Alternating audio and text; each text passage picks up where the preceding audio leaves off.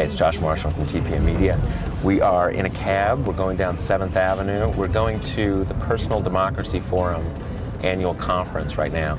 It's basically a conference. It's about a mix of politics and technology.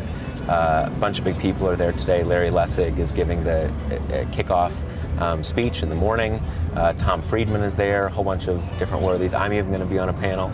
So we're off there. We're going to talk to some different participants, and we'll see you there in a few minutes.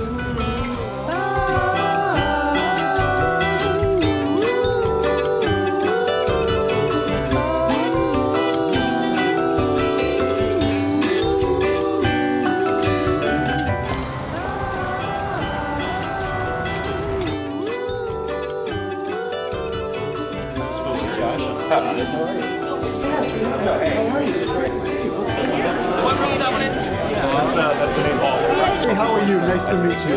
We met at the... At that thing at the week thing like 4 years ago or something, right? Hold my calls.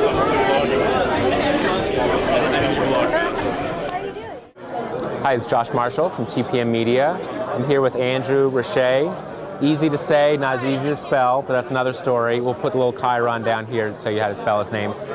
What is this conference? We're here at the Personal Democracy Forum annual conference. Right. It's the 4th one, and the reason why we're here is because technology is changing politics. The same way that technology is changing the music industry, it's changing the way people communicate, the way they get information, how they get their news, how they investigate Congress. It's starting to happen in politics too. What are the big issues at the conference this year? Well, the big issue that we're really discussing at this conference is how voter-generated content is going to impact the presidential campaigns. Now, you have I don't know what it would be, a proposal that you want the presidential campaigns to sign on to. Right. What is that? Well, we just announced today a challenge.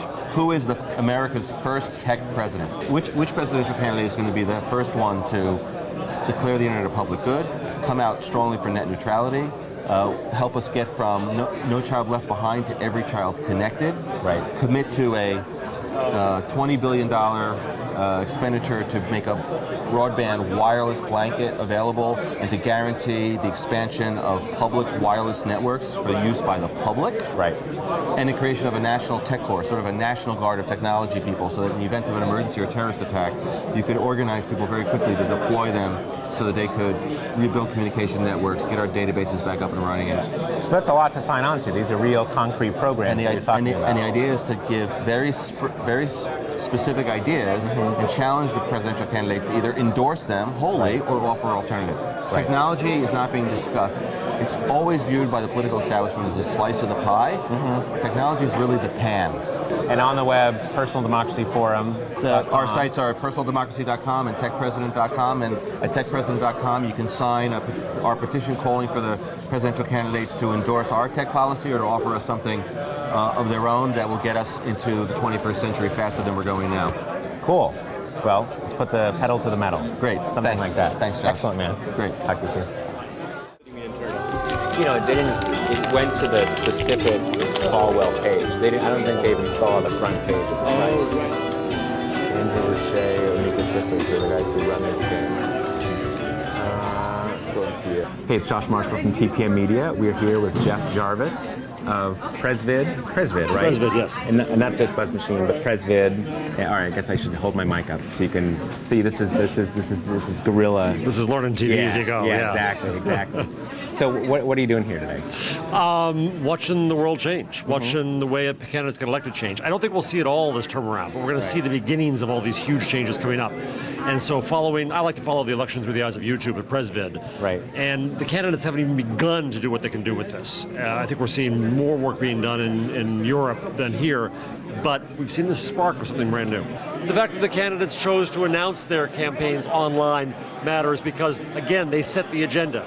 So that matters. But they're still not talking to us like people. They're not showing us their... Jay Rosen will say they'll never show us their real lives. There is no authenticity. They're not even trying yet. In terms of whether it's people like us or whether it's the networks, what are the possibilities? I think you can do a few things. For one, you, Josh, have been a leader in networked journalism, in getting people to come along and report with you. Well, I think you can bring that to video now. I think you could assign your viewers to say, go shoot this, go find these moments in the campaign. That's one. Another one is, even though the networks are being a little bit greedy about the video from the debates, I think that if you said to everybody, here's the full video of the debate, now remix it. Go in and find every moment when they talked about Iraq and compare them. Go in and find what they said now versus what they said before and fact check them. Right. I think there's a lot of things that people can do by going and shooting and remixing and making new journalism out of that. We don't care. We're not NBC, CBS, ABC. We're just us. Right. So you can make TV in a whole new way. Right. You can shave. Interesting. You know, if you're on the network, you can shave. Sometimes I can shave. Sometimes I shave. Well, look who's talking. I know. Come on. I think it's so early now in the process, we don't really know what all this is going to mean. I hope it gets used, and as was said here today, that it's used for more fact-checking, and it's used for more of an opportunity to try to be real and know that you're going to be checked. The fear, of course, is it'll be used for more attacks. We'll see. Right. Thanks, Josh. Jarvis. Thank you. Thanks. Good to see you. Talk to you soon.